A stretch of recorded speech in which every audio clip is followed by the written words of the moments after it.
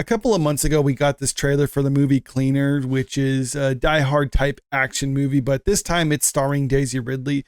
Now, I don't have a problem with a movie that's like Die Hard or a Die Hard derivative. I mean, that's basically a subgenre of action films at this time. There's a lot of movies that have done that, a lot of good movies that have done that in various circumstances. But this one, having Daisy Ridley as the action hero in it or action heroine in it, doesn't seem that believable. And frankly, the trailer just seemed pretty bland and uninspiring. And I think a lot of people agree with me as looking at the dislike ratio on it. It's not too good. Just as a reminder for people who don't remember this or didn't see it, here's just some bits from the trailer here.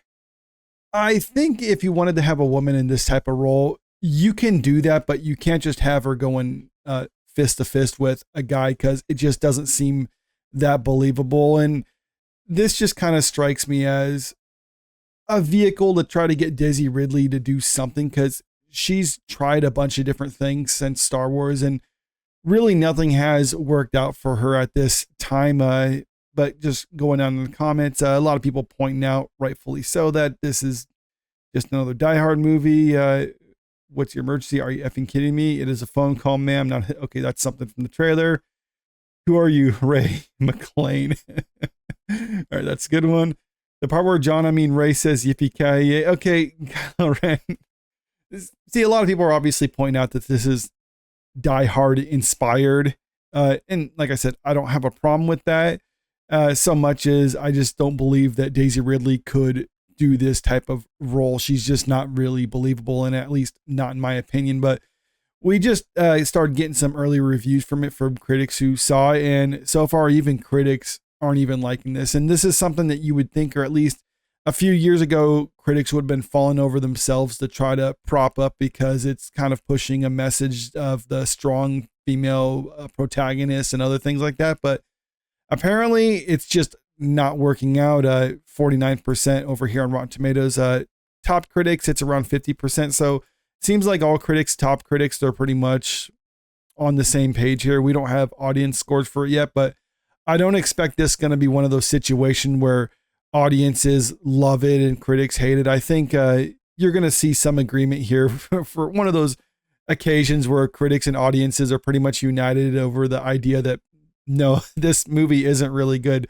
But jumping back to Daisy Ridley, I have this article here from Polygon talking about this movie with the headline, Daisy Ridley on becoming Spider-Woman in new action thriller Cleaner. And just listen to this opening bit right here.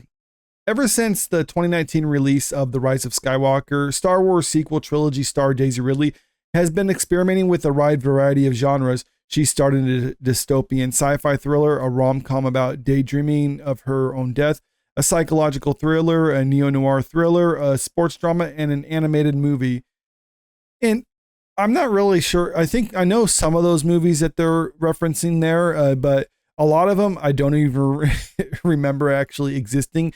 And that's kind of the problem when it comes to Daisy Ridley, is she was serviceable in what they were trying to do for Star Wars. I mean, she wasn't great in it, and obviously not memorable. If she wasn't the lead, then no one would have remembered her at all.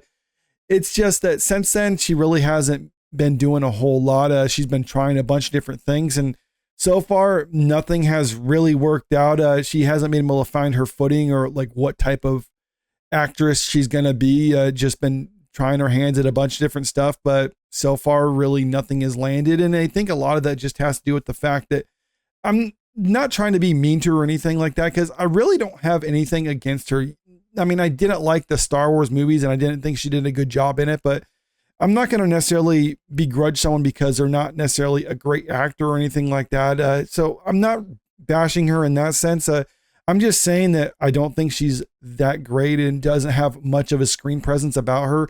That's why the only reason she's actually known is because of Star Wars. She was given a big shot in that, and it hasn't really seemed to make anything of it. Compare that to someone like Adam Driver, who's had a pretty good career following Star Wars and doesn't seem to have an end in sight to what he's been doing. And he's been trying a lot of variety of stuff, but he's been making it work for him. But Daisy Ridley just can't seem to land anything of no. And I think it's because she's just not that great of an actress and doesn't have that gravitas about her, no matter how much they're trying to push her as an action hero in this sort of thing. She just doesn't seem to make it work, which by itself isn't necessarily a big deal, because that kind of happened with a lot of the main stars in the original Star Wars trilogy. Harrison Ford had a great career afterwards, but Mark Hamill, I mean, he's did fine in like some small stuff and voice work, but he didn't really have a huge like A-list career following Star Wars. Neither did Carrie Fisher. So this isn't really like a new thing when it comes to Star Wars movies. But it is a problem with the fact that Lucasfilm and Star Wars is still trying to push her and build a new trilogy around her character of Rey, even though not only she wasn't that interesting in the Disney trilogy to begin with, but also she just doesn't have that screen presence about her in order to carry such a thing, which is probably why they're having a difficult time with the production of that movie. I'm not really breaking any news with this one. This article is from back in January, so sometime now, but they've been struggling with the production on their Star Wars movie or the Rey movie pretty much since they announced it. An upcoming Star Wars movie recently received a sign of confidence at Lucasfilm by landing a new writer. However, the positive development likely means fans must wait longer for the anticipated film. And I think it's kind of funny that they say they're framing this as being somewhat positive, in that they got rid of another writer and are bringing on another writer because they can't seem to hold on to people for this.